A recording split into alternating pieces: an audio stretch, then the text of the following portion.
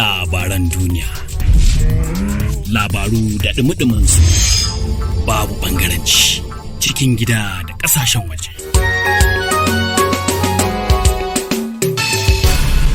Unity.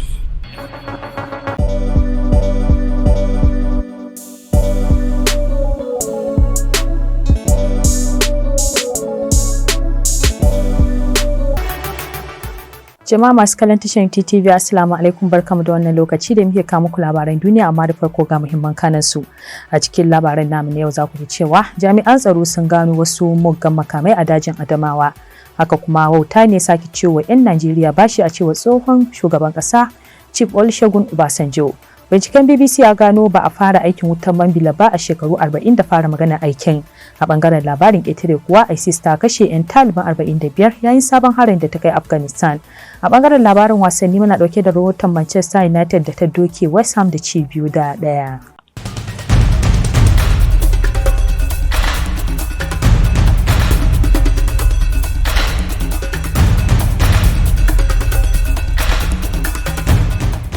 To kanin labaran kenan, don mu saurara cikakkun su dake sunana Nasiba Adam Idris. Jami'an tsaro a jihar Adamawa sun gano wasu muggan makamai a wani dutse da ake kyautata zaton maboye 'yan bindigar da suka gudo daga jihar Zamfara ne. Rahotanni sun ce rundunar haɗin gwiwa ta sojoji da 'yan sa-kai a jihar Adamawa sun yi nasarar tarwatsa mafakar masu tada ƙayar baya a ƙaramar hukumar Maiha da ke jihar ta Adamawar.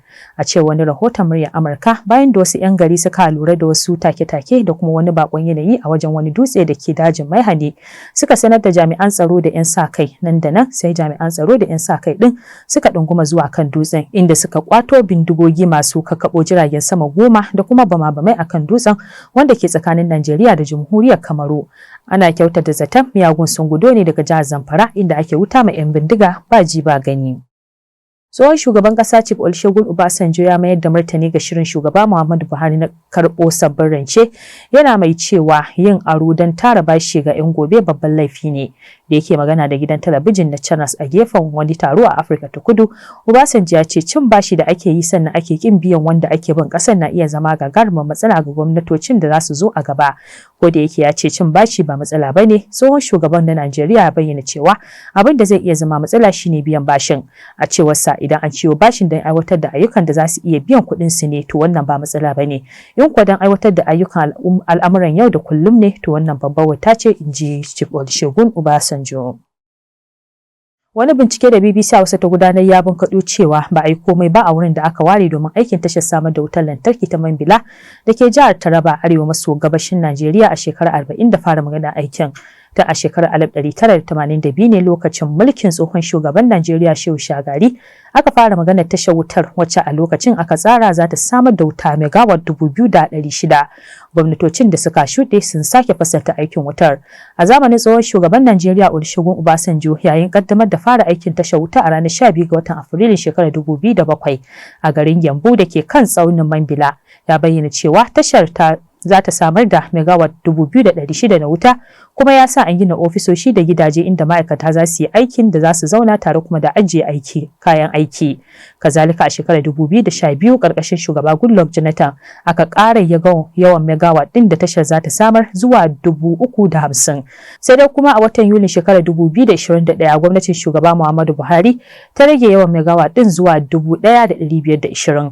Binciken da BBC ta gudanar yayin ziyarar da wakilin ta Salihu Adamu Usman ya kai makwararar ruwan na Tambi Waterfalls a tsaunin Mambila, wanda shine jigo daga cikin wurare 3 da za a kafa cibiyar wutar lantarkin Mambila, domin ganin yadda wurin yake, ya gane cewa ba a fara aikin ba. An bayyana cikakkiyar da'a ga koyarwa addinin Musulunci a matsayin hanya ɗaya tilo da za ta kawo ƙarshen taɓarɓarewar tarbiyya da ke addabar al'umma. Wata malamar kwalejin fasaha ta tarayya da ke jihar Yobe, Hajiya Fatima Abdulsalam ce ta bayyana hakan a lokacin da take jawabi akan maudu'in iyaye mata da tarbiyya a ƙarni na 21 a wajen wani taro da aka shirya domin murnar zagayowar shekarar Musulunci ta 1443 wanda ƙawayen ƙungiyar ISIN suka shirya. Taron da ya gudana a otal ɗin City Lodge da ke nan birnin Jos ɗin jihar Plateau ya tattaro mata daga kowane lungu da saƙo domin ilmantar da juna game da muhimmancin sabuwar shekarar Musulunci. Hajiya Fatima ta ce a matsayinsu na masu gina tarbiyya tun daga cikin gida, wajibi ne mata su sa tsoron Allah a cikin zukatansu domin su samu damar tarbiyyantar da zuri'a da al'ummar da za a yi alfahari da ita. Saboda manzon Allah sallallahu alaihi wasallama yake cewa ita uwa umma ce. Abin da yake nufi da umma kuwa shine ba wai ɗa kawai ɗaya kike training ba. Shi in kin yi training ɗanki, ɗan nan fa zai yi training wasu, zai zauna da wasu wadda shi ya kamata in ya zauna da wayannan mutanen, ka gane ko abin da yayi zai shafi makotan shi, zai shafi gidajen shi, zai shafi zaɓi matar shi, zai zaɓi makotanku. Yayin da take magana akan muhimmancin sabuwar shekara akan rayuwar musulmi, mai shari'a Nafisa Lawan Musa ta siffata watannin musulunci da wani babban tubali a tarihin musulunci tun bayan hijirar manzon Allah daga Makka zuwa Madina. Wannan abu da aka yi na samun hijira kalenda ne ko kuma watanni ne na addinin musulunci wanda aka tsara su kuma suka ɗauko asali daga suratul tauba aya ta 36 da 37, kuma mun sani watanni 12 ne, kuma a cikinsu akwai watanni guda 4 wanda ake ce babu fada, ba duka, ba komai, babu wani abu da za a musguna ma juna. Wata ne wanda Allah ya mai da su cewa a zauna ne ba lafiya, kuma ba wai ana cewa dama a yi fada ba ne wanda ko da an zo muku ku yi ce ku ba ku abu sai da in ya zama damu. Babbar daraktar kungiyar Aisin Hajiya Fatima Sulaiman ta bayyana cewa lokaci zuwa lokaci suna haɗa kawunan mata waje guda domin wayar musu da kai akan muhimman abubuwan da suka shafi kyakkyawar zamantakewar iyalansu da ma al'umma baki daya. Faɗakar da mu amfanin sabon shekarar musulunci ga ma 'ya mace da uwa. Ya kamata iyaye mata muna koya ma 'ya'yanmu kalamomi masu kyau don su ma suka yi aure mazajensu su ji daɗin su. Shi yasa muka ce ba za mu tsaya ba, daga haka din za mu ci gaba. A haka din za mu faɗaɗa taron don saboda a zaman da muka yi mutane sun kawo abubuwa issues da yawa da suka shafi maza, kulawan maza ga matansu da kuma mata ga mazansu da kuma 'ya'ya, kuma akwai taɓa sosa zuciya. To shi yasa daga wannan taron a cikin wata 2 da zamu zo za mu gabatar da shi. Wakilin tashar TV da Radio Sulaiman Hassan ya rawaito mana cewa daga cikin manyan bakin da suka gabatar da jawaban fatan alkhairi a wajen taron sun hada da wakilan Alhaji Abdullahi Yusuf Incham da aka fi sani da Oga Perfect, Imam Abubakar Balagana, Hajiya Binta Haruna Maitala, Hajiya Ladi Sani Mu'azu da dai sauransu. Wasu 'yan bindiga sun kai hari kan wani cocin Ekwa da ke Okedayo a jihar Kogi inda suka kashe mutum ɗaya sannan suka yi garkuwa da mutane 2. Jaridar Daily Trust ta tattaro cewa 'yan bindigar sun mamaye cocin ne a lokacin da suke hidiman ibada. Jami'in hulɗa da jama'ar rundunar 'yan sandan jihar DSP William Aya ya tabbatar da faruwar lamarin, inda ya ce waɗanda suka samu raunuka a harin suna karɓar magani a wani asibiti da ba a bayyana ba. Ya kuma ba da tabbacin cewa rundunar ba za ta yi ƙasa a gwiwa ba a ƙoƙarinta na ganin an kama waɗanda suka aikata wannan aika-aika da kuma kubutar da waɗanda aka sace. Harin coci na zuwa ne ƙasa da mako guda bayan da wasu 'yan bindiga suka kashe sojoji da 'yan sanda a wani gidan yari da ke Kabba da ke jihar ta Kogi. Rahotanni sun ce an sake fursunoni sama da 200 a harin, amma hukumomi sun ce an sake kamo sama da 100.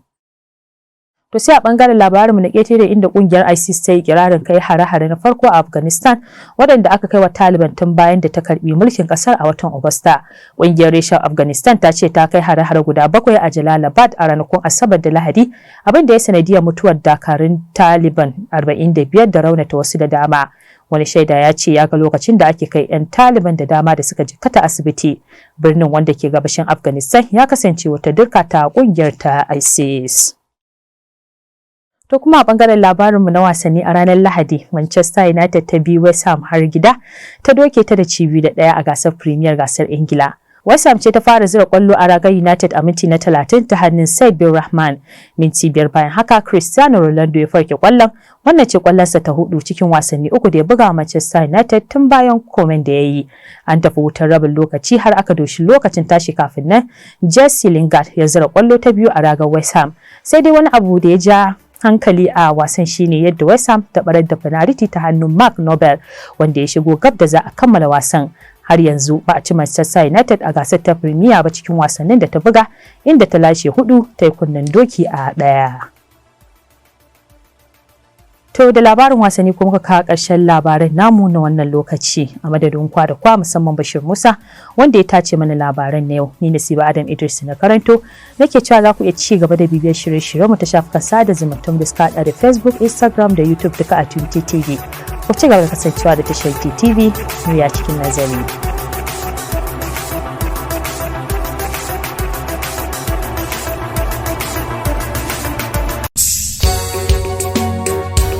Labaran duniya, labaru da dumi su babu ɓangaranci cikin gida da ƙasashen waje.